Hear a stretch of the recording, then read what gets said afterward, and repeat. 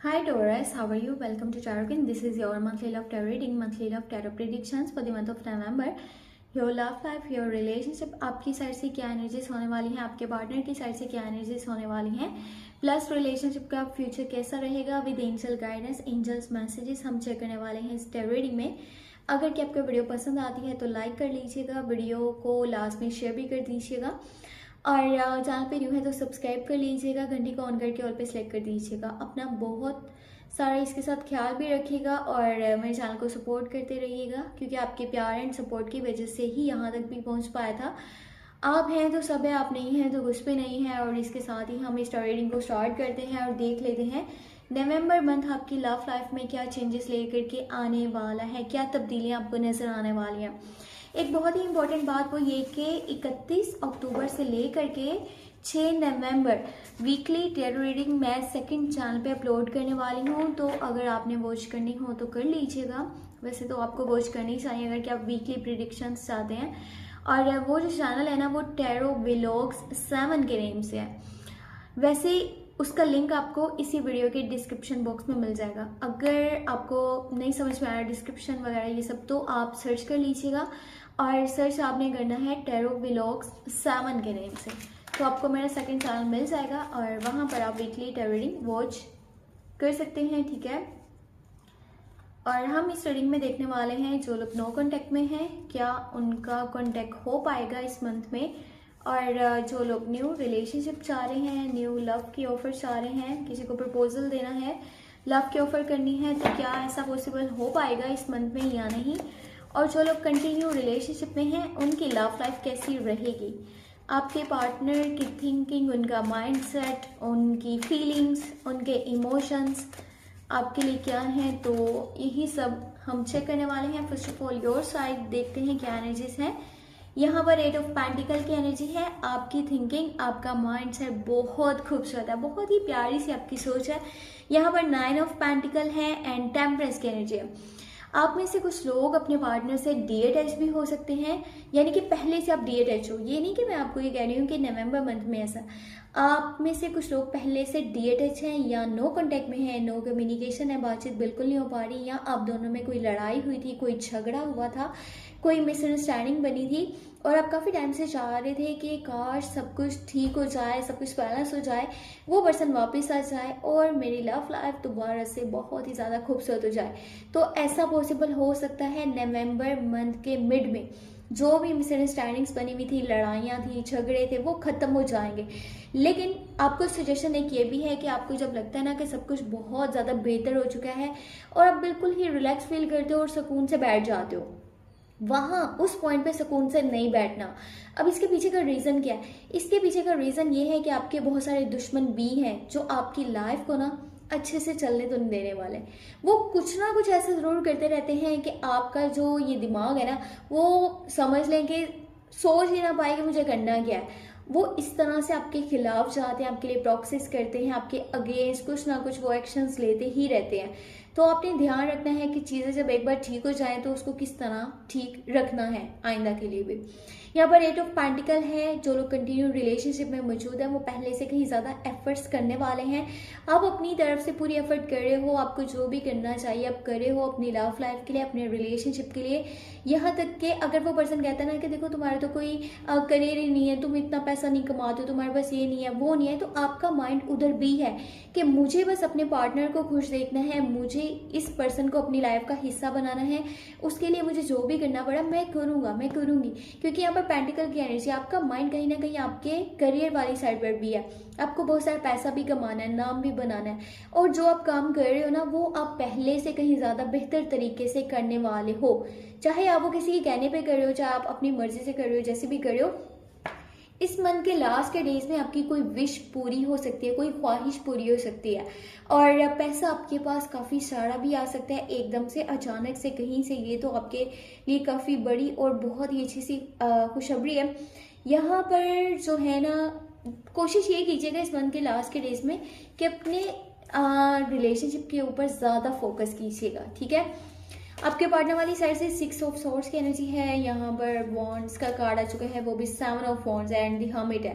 अच्छा, ये पर्सन ना अपनी लाइफ से बहुत ज़्यादा दुखी है, जिसके लिए भी आप इस रीडिंग को वॉच कर रहे हो, आप चाहे इस चीज़ को जैसे भी देखो, लेकिन ये पर्सन ना बहुत ज़्यादा स्ट्रगल कर रहा है, बहुत ज़्यादा मेहनत कर रहा है। इसकी लाइफ में बहुत सारी मुश्किलात हैं।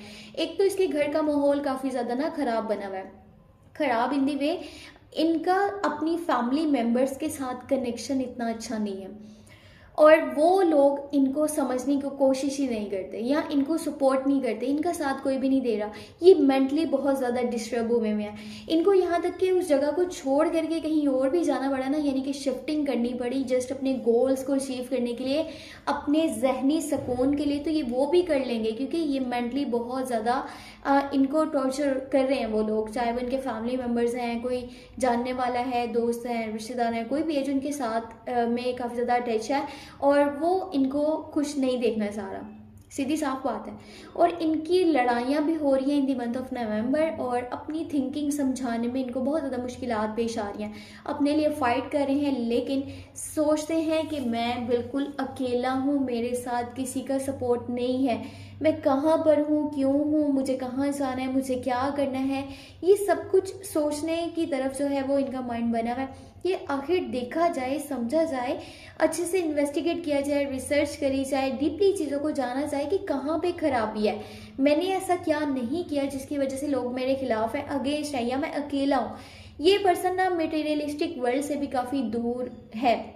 इनको कोई फ़र्क नहीं पड़ रहा कि इनका काम कैसे जा रहा है, इनके पास पैसा है नहीं है, या फिर जो पैसे थे उसका क्या बनेगा, मुझे अपने पैसे की कदर करनी चाहिए, उसको संभालना चाहिए, नहीं।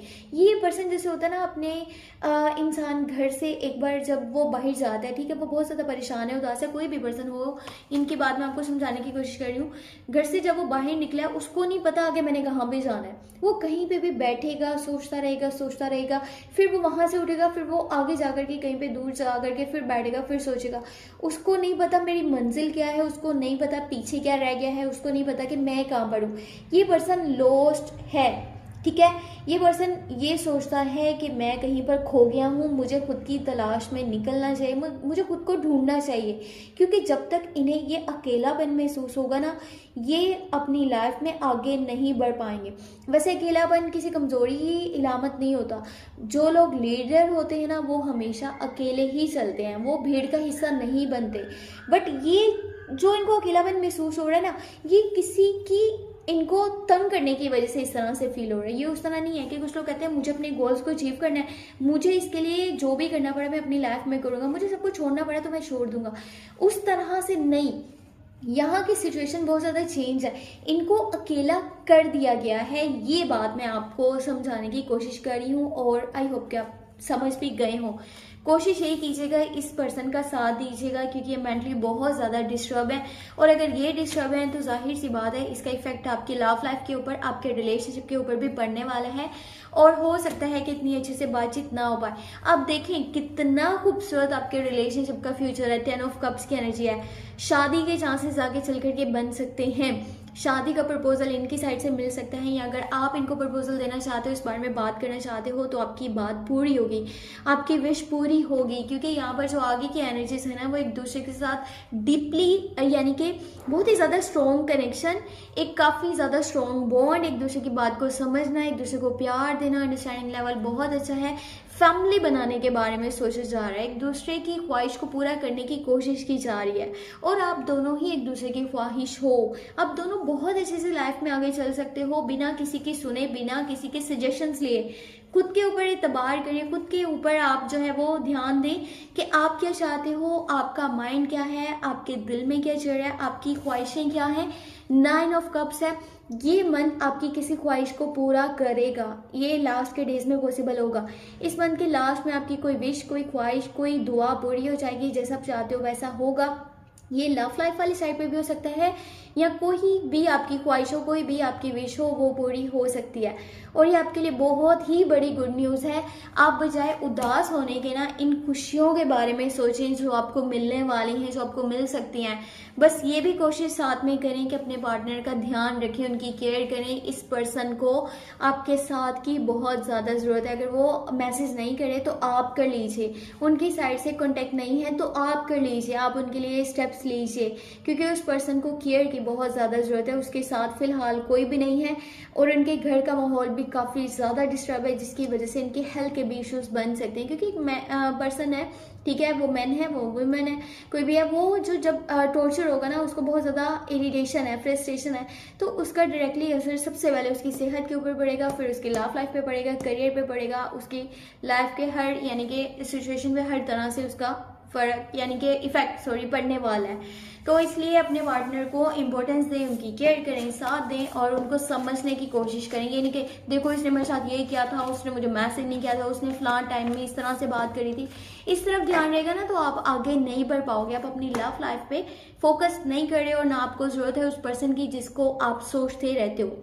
असल में तो फिर रियलिटी यही है ना कि आप जस्ट ये दिखावे के लिए करते हो या अपने आप को जस्ट थोड़े से टाइम के लिए खुशी देने के लिए करते हो कि मैं उससे प्यार करता हूँ। इन रियलिटी फिर आप उससे प्यार नहीं करते अगर आप उसको समझ ही नहीं रहे, अगर आप उसके बुरे टाइम में उसके साथ ही नहीं खड़े हुए, आप उसके लिए एफर्ट्स नहीं कर रहे, आप उसके लिए स्ट्रगल नहीं करते, आप उसके लिए स्टेप्स नहीं लेते, आप जस्ट अपना सोचते हो, तो फिर ये कहाँ से प्यार हुआ, ये कहाँ से रिलेशनशिप हुआ। तो इस तरफ ध्यान दें और अपना बहुत सारा ख्याल रखें। और weekly tarot reading second channel पे वॉच कर लीजिएगा, टैरो व्लॉग 7 के नेम से चैनल है। और अपना बहुत सारा ख्याल रखें, मुझे अपनी दुआ में लास्ट में याद रखें। Thank you so much, take care, bye bye.